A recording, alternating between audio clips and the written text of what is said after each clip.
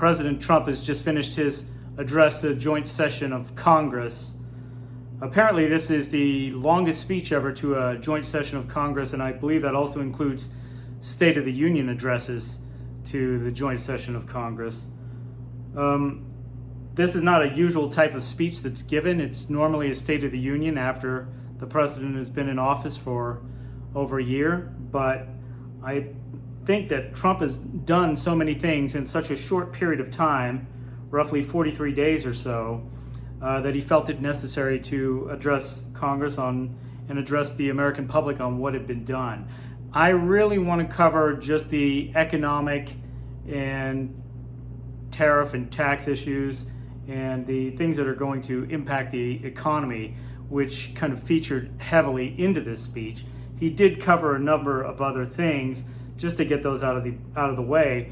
The speech started off with quite a few interruptions from the Democrat side of the House that basically shouted Trump down during some of his opening remarks. And the Speaker of the House had to bring order to the House a couple of times, and eventually having the Sergeant-at-Arms expel Representative Al Green from the House for continued interruptions. After that, the speech kind of proceeded on.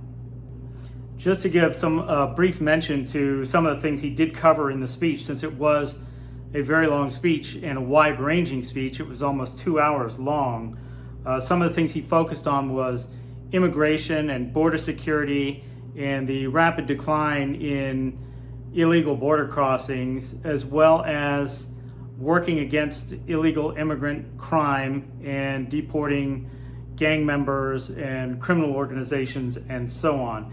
The other thing he touched on was DEI and defunding DEI, especially when it comes to women's sports and schools and competitions with men in women's sports, removing men from women's sports and so on and so forth.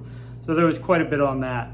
The other thing he did is later on in the speech, he recognized quite a number of people, familiar names and families of people who have been affected by crime and so on in the past year. So when it comes to the economic issues, the first thing he really talked about was DOGE and all the cuts that DOGE has made over the past few months. And he went into a lot of the programs, most of them that were funded by USAID, that were just programs that are strange programs and that most voters would not be in support of.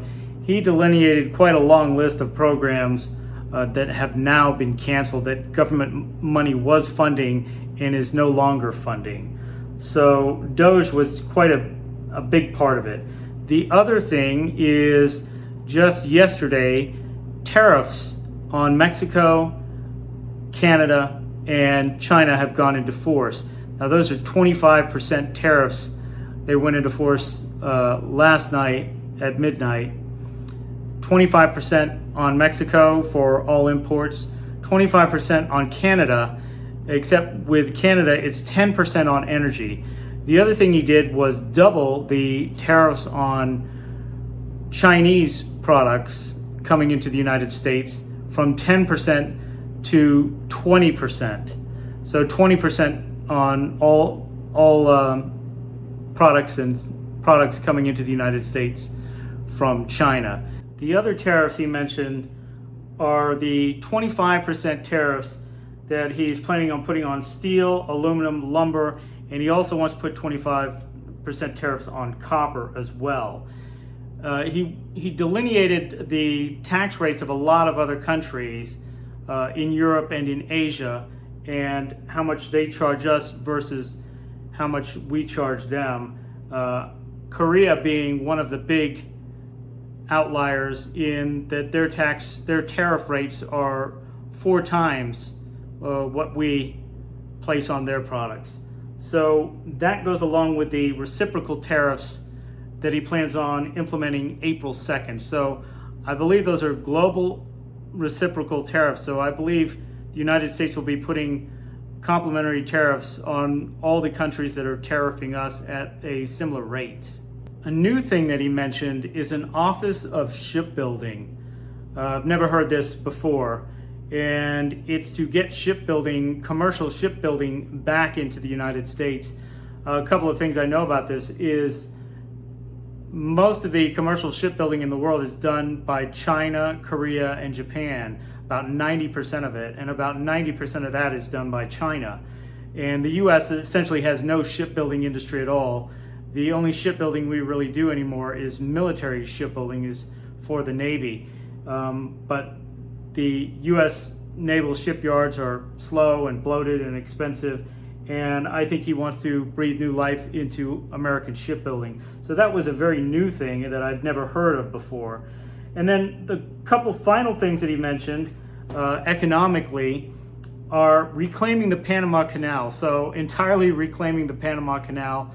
And he acknowledged Marco Rubio in going about doing that and wished him good luck. And I don't know how that is going to work out at all, but that is a goal, to actually reclaim the Panama Canal. The other thing that he mentioned, again with Greenland, is he said one way or another we're going to get Greenland. So I don't know if he plans on buying it and essentially convincing the residents of Greenland to vote to become part of the United States. I don't know if that, I'm assuming that would be as a protectorate or some kind of situation like that. They don't have the population to become a state. They've only got 60,000 people.